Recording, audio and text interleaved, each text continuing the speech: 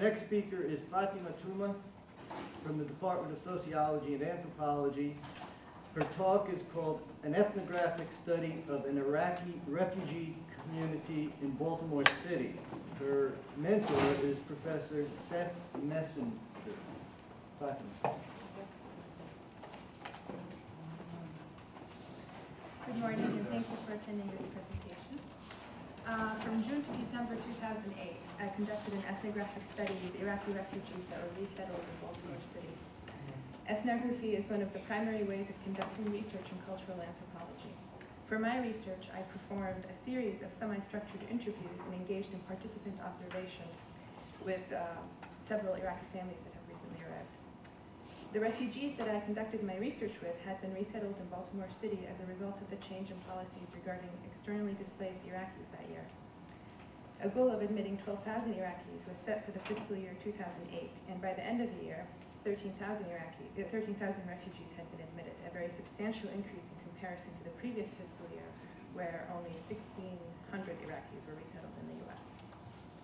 The change in policy emerged partly from the amount of criticism that the United States government was facing both at home and abroad from critics who faulted the U.S. for not responding to the issue of externally displaced Iraqis produced by the violence that followed the March 2003 invasion of Iraq.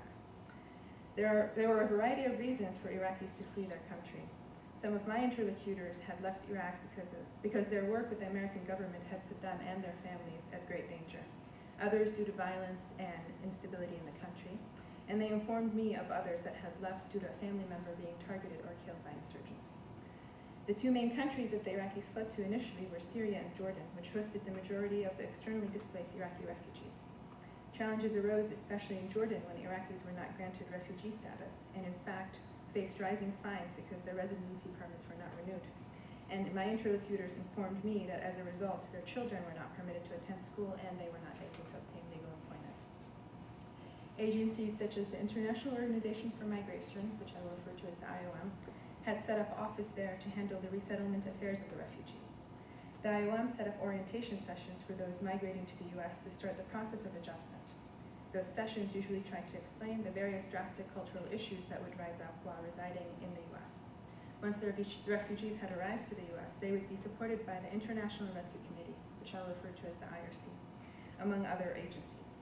The IRC is a nonprofit organization that receives aid from state-allocated funds for incoming refugee resettlement.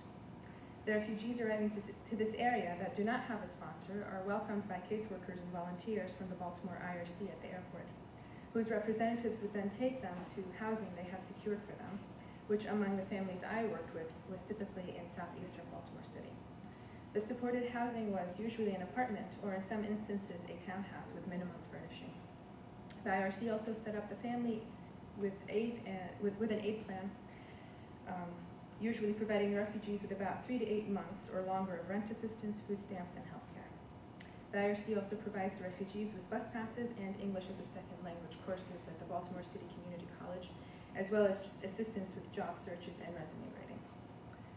The Iraqi refugees face many challenges upon arriving, but for the purpose of this presentation, I will focus on how the interactions of the Iraqi refugees with each other and the aid agencies in specific draw from Iraqi cultural ideals.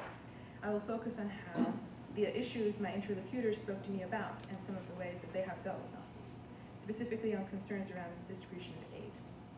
My claim is that there are many instances where the Iraqi refugees lack control over the decisions and choices that concern them directly, and they have reacted in various ways, including with suspicion, which also has led them to create a system based on Iraqi cultural ideals that provide them with a sense of power and a productive role in the community.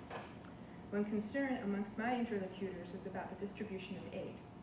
Following is an example that took place at a social gathering at the home of an immigrant Iraqi woman that had invited over a couple of refugee families and another immigrant Iraqi woman that had been living in the US for 20 years. A male refugee present at this gathering shared a story with his hosts about his interactions with the IRC. He explained to the Iraqi woman that he had been living in the US for 20 years, that he wanted to know how much aid each family is supposed to receive.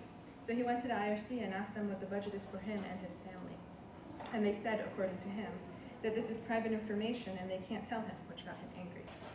So he said that he went online and looked up the information on the State Department website and found that Iraqi refugees should receive aid for 8 months. But he added that he was only getting aid for 2 months. After presenting this information to the Iraqi woman, he asked her how she interpreted this, and she told him that he should check with whoever runs the website. They might have outdated information on it. Then he explained that he thinks that they, being the IRC, are trying to cheat him. At this point, I asked him why that is, and he said, "I don't know, but they're trying to cheat me." So the Iraqi woman once again explained to him that things don't work like this here. There are things people have to go through, and there are some things where you just can't cheat, she said. He disagreed and said that he's very angry. Then he said, the IRC people, I think, pocket about $500 for every family that gets through. Then he told me, "You don't know how things are. They could easily take the money away from the Iraqi families."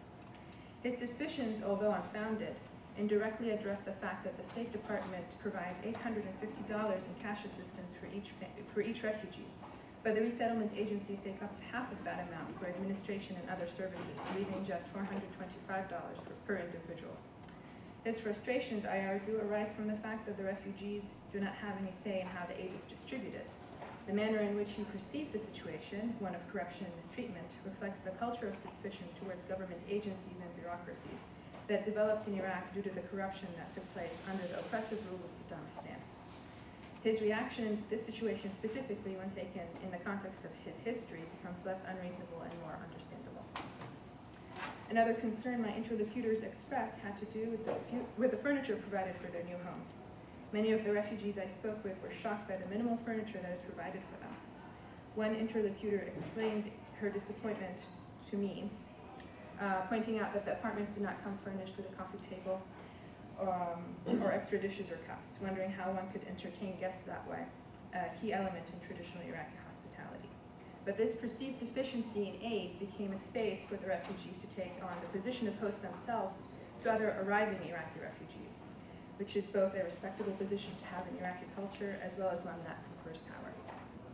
The refugees that had arrived earlier, such as in June or July, would systematically visit every family that had arrived to the area recently and examine the items given to them and make a list of what they perceived to be missing household essentials, which they then would find a way to gather from amongst each other, either through donations, finding items put outside for free, as well as, since now they know the ropes, according to an interlocutor, going to various affordable stores to acquire the needed materials. Along with that, the refugee community would provide orientations for the newly arrived families in the area. As one interlocutor explained to me, they, being the Iraqi refugees, first come when we know they're coming. We go visit them in their home. We see what it is that they need and we give it to them. First, we take groceries to them. And the second week, we take them to the market when they give them the card, food stamps. When they learn the place and such, they leave them alone. First week, we take food to them because they don't have food stamps. Just like they, the Iraqis from earlier, taught us, we teach them, the newly arrived refugees. Another interlocutor told me about how when she finds items she thinks people might need, such as a vacuum cleaner, she takes it and gives it to whomever needs it or keeps it until it is needed. This exchange system and host role stems from Iraqi cultural ideals where being a host and an informed person providing information is a powerful and respectable position to have. This system also provides the refugees with a way and a place to be productive and to build important community ties, which is also highly valued in Iraqi culture.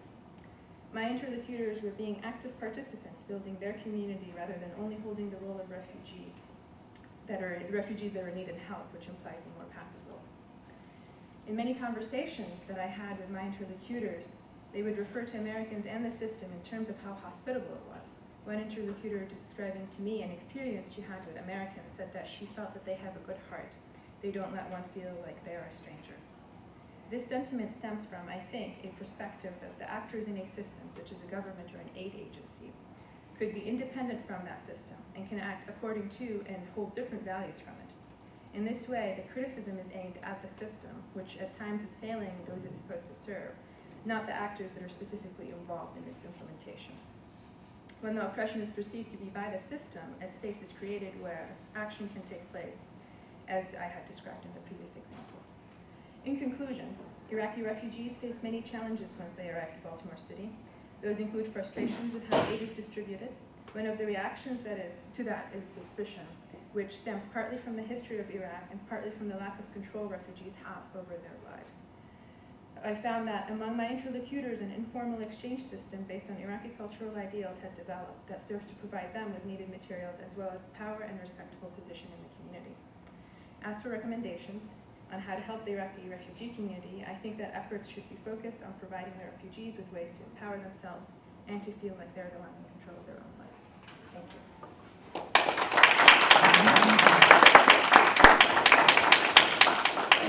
I think we have a couple of minutes to entertain a question or two, if anyone has a question. Yes? Do you have any, for the IRC, would you think that any suspicions would be a little bit less if maybe Iraqi refugees or Iraqi dual citizens who are here in the United States would be members of the IRC and would help refugees come over here? Would that help to reduce suspicion, or would that be feasible? You mean as caseworkers, for example? Well, actually, I stopped collecting data in December, but since then, a woman that was a refugee that had come in was hired by the IRC as a caseworker, and I would imagine she can explain things better, but I haven't really found it personally.